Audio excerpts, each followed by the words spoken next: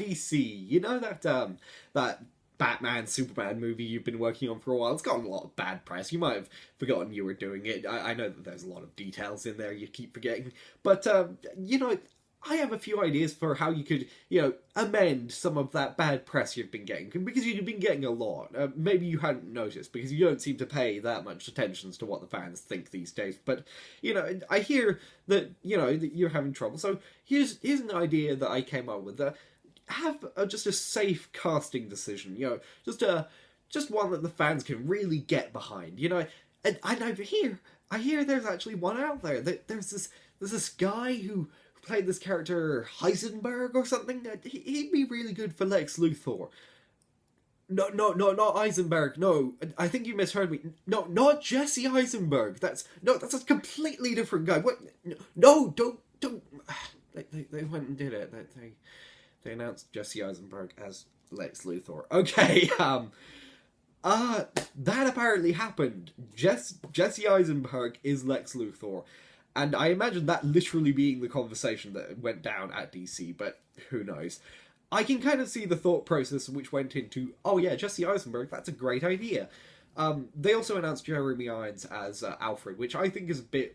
I think that's almost a bit weirder, because he's I imagined him as a very sinister actor, and yeah, and maybe it's just because I am the most thought I have of him is from Dungeons and Dragons. I see him as this over actor. I don't really see him as this subtle, warm father figure that Alfred's meant to be, but maybe that's just me. Going back to the thing that everyone seems to care about. Oh my god, Jesse Eisenberg, why? That guy from the Social Network? No!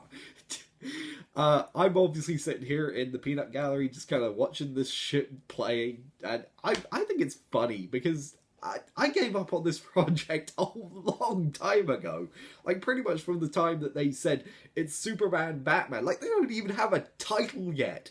They don't even have a polished script ready. They pushed it off here. It's not even like watching a train wreck. It's like watching a train go slowly down a road, coming up to a broken bit of track and a massive bend off into a swamp fire. You know it's going to be a disaster, and they keep stopping and occasionally thinking about it, but you know that they're going to continue, and it's just going to be hilarious, because they're walking into it. They're walking into all of these traps, and you'd think they would make a smart casting decision and just go with the guy that everyone seems to like.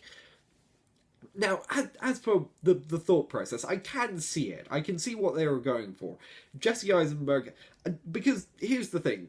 You know Skyfall. In Skyfall, they cast Ben Whishaw as Q. Ben Whishaw he's a very young actor, and, you know, it's going against the John Cleese kind of character that they've had for a long time.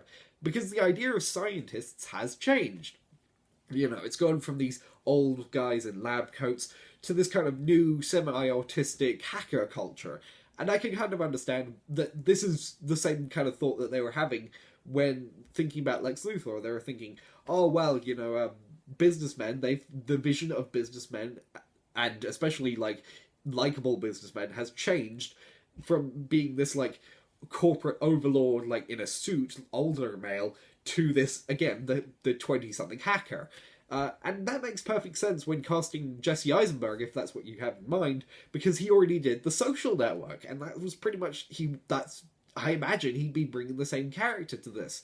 Now, I'm still against it. Just because I can see the thought process doesn't mean I think it's right. I think that this is really the wrong route to go, and especially since they're already on rocky ground with a lot of people, you'd think that they'd just make a smart casting decision, just go with Bryan Cranston. It's what everyone was pushing for, and you'd think that they just do it. Now, maybe the schedules didn't align, maybe people weren't up for it, I don't know, but or maybe they're just trying to go in this specific direction, but I really am not with this new DC universe. This new Zack Snyder, David Goyer, Christopher Nolan run DC universe seems very wrong to me. I'm not even really a fan of The Dark Knight, which is not involved in this continuity, to be fair. But I'm not really up for this DC universe as it's being laid out. And I really, like, Jesse Eisenberg, he's a good actor at doing what he does, but what he does is very specific. You know, he is the awkward, semi-autistic.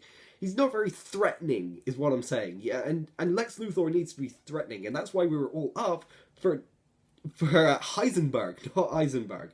Bryan Cranston would be great because he is good at that threatening sense, and he's good at looking bald for another thing.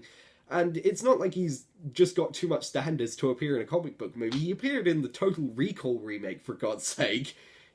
I'm sure if they offered him enough money, he'd come and do it. Even if the movie itself didn't end up being good, we'd probably all be saying in 2016, oh, well, that movie was shit. But, Bryan Cranston, he was doing the best with what he had.